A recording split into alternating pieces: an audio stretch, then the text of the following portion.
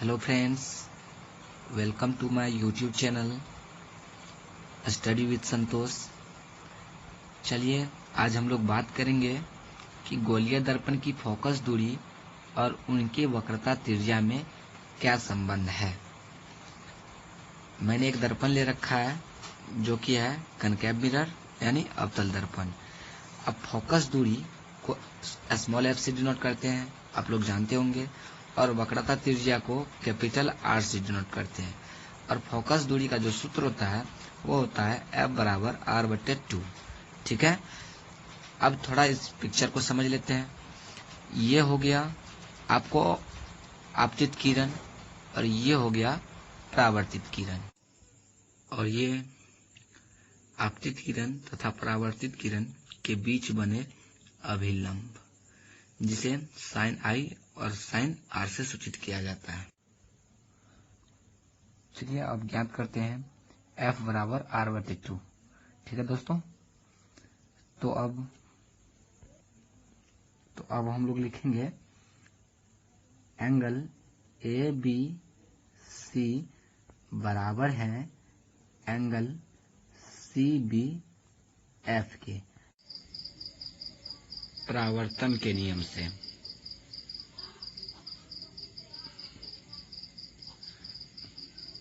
ये बराबर है किस नियम से? परावर्तन के नियम से। यहाँ देख सकते हैं आप लोग कि ये I बराबर क्या है? R है, यानी कोण ABC बराबर है CBF। तो मैंने लिख दिया ABC बराबर है CBF के किस नियम से? परावर्तन के नियम से।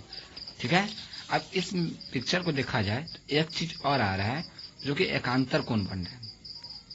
कौन सा कोण बन रहा है? एकांतर कोण बन रहा है, तिर्यक रेखा काट रहा है। तो यहाँ पर आ जाएगा एंगल ABC बराबर हो जाएगा एंगल BCF। ठीक है, एकांतर कोण के नियम से। तो यहाँ हम लोग लिखेंगे, इसको मान सकते हैं आप इक्वेशन कितना? 1। ठीक है, तो यहाँ पर हो जाएगा एंगल ABC बराबर एंगल BCF किस नियम से? परावर्तन नहीं, एकांतर कोण से। ठीक है, कौन से? एकांतर कोण से। अब एक चीज, इसको समीकरण कितना मान लेंगे? 2 मान लेंगे। ठीक है, इसको समीकरण कितना मान लेंगे? 2। अब यहाँ पर समीकरण 1 और 2 में देखिए कि ABC बराबर है CBF के, और यहाँ पर भी बराबर है ABC के बराबर कौन है? BCF। यानी 2 कॉमन चीज दिख रहा है हमको, ABC बराबर क्या? BCF। तो यहाँ पर समीकरण 1 तथा 2 से, समीकरण 1 तथा 2 से हम लोग क्या पाते हैं? तो एंगल हो जाएगा CBF बराबर क्या हो जाएगा? एंगल BCF हो जाएगा ना। यहाँ देखिए एंगल ABC बराबर है एंगल CBF, और यहाँ पर हो जाएगा एंगल ABC बराबर एंगल BCF। तो वही सबसे पहले एंगल CBF लिखे, उसके बाद BCF, और ये दोनों कॉमन था। ठीक है, अब हम लोग क्या लिखेंगे कि पुनः त्रिभुज BCF एक सम द्विबाहु त्रिभुज है ना। यहाँ देखिए BCF एक समद्विबाहु त्रिभुज है जिसका 2 साइड क्या है? बराबर है। ये आपस में, ये दोनों भुजा, ये भुजा और ये भुजा आपस में क्या है? बराबर है। तो जो जिस त्रिभुज का 2 भुजा आपस में बराबर हो, कौन सा त्रिभुज कहलाता है? समद्विबाहु त्रिभुज कहलाता है। ठीक है, यानी इंग्लिश में आइसोसेलेस ट्रायंगल कहलाता है।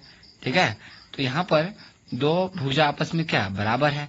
तो मैंने लिखा त्रिभुज BCF एक समद्विबाहु त्रिभुज है। ठीक है, अब समद्विबाहु त्रिभुज है तो 2 भुजा क्या होगा? आपस में बराबर होगा। तो क्या होगा? BF बराबर CF। ठीक है, आमने सामने वाला भुजा, यहाँ पर देखिए ये दोनों बराबर है, तो एक भुजा के सामने वाला भुजा का क्या होता है? बराबर होता है, यानी बी एफ बराबर क्या हो जाएगा, सी एफ। बी एफ बराबर क्या हो जाएगा, सी एफ। तो यहां लिखेंगे बी एफ बराबर क्या, सी एफ। बी एफ बराबर क्या, सी एफ। ये इक्वेशन कितना हो जाएगा, मान लेते हैं 3। ठीक है, कितना मान लेते हैं, 3 मान लेते हैं। तो यहां पर अब क्या करेंगे हम लोग, अब इस चीज को देखिए, ये जो है ना बी और पी, ये आपतित किरण का जो बिंदु सतह से टकरा रहा है, जिस बिंदु का नाम है बी, ये काफी निकट होता है। निकट मतलब नजदीक होता है, काफी क्लोज होता है। और हमने इसे क्या मान रखा है, बहुत ही दूर मान रखा है। इसे हमने क्या रखा है, बहुत ही दूर मान रखा है। तो इसको हम एक चीज कर सकते हैं, लिख सकते हैं कि माना बिंदु बी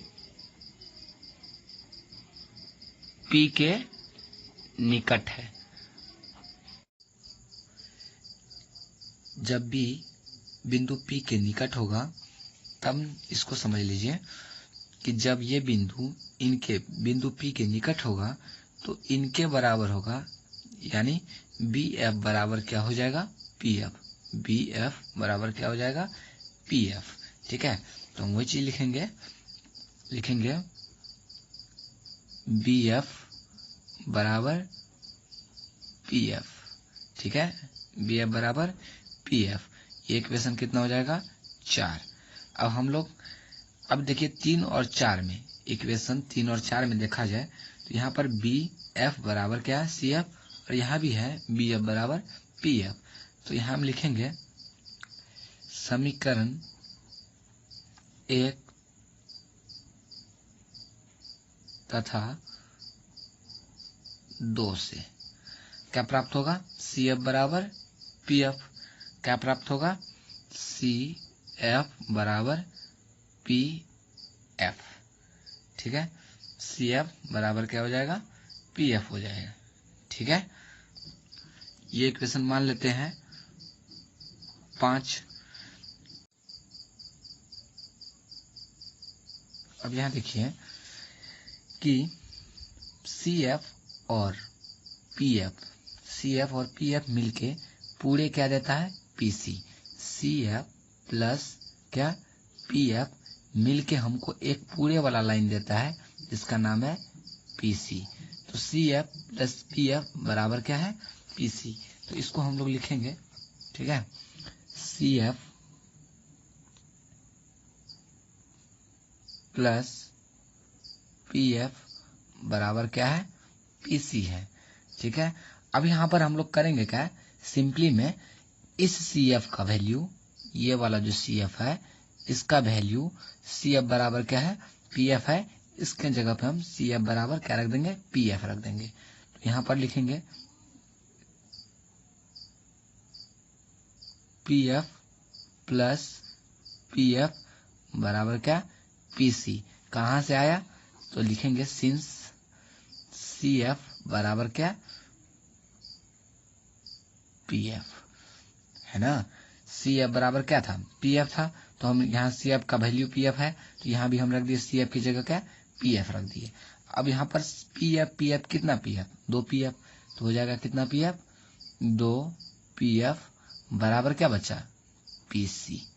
ठीक है दोस्तों, अब यहाँ पर अब पी एफ क्या है और पी सी क्या है, तो इस पिक्चर में आप ध्यान से देखिए, पी एफ जो है, पी एफ क्या है, फोकस दूरी है।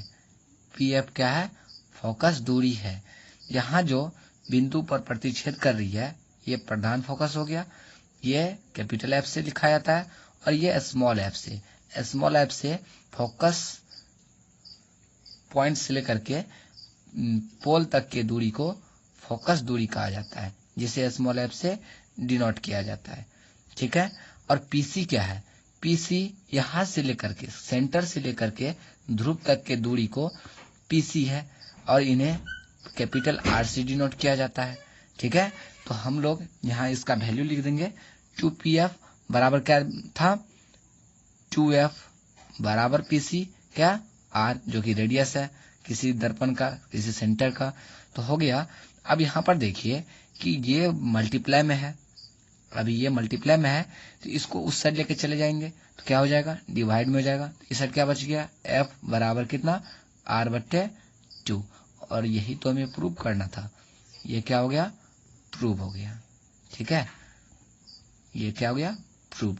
ये 2F है मल्टीप्लाई में, इस साइड लेके चले गए, क्या हो गया, डिवाइड में हो गया। और यही हमको क्या करना था, प्रूव करना था, जो कि हमारा प्रूव हो चुका है।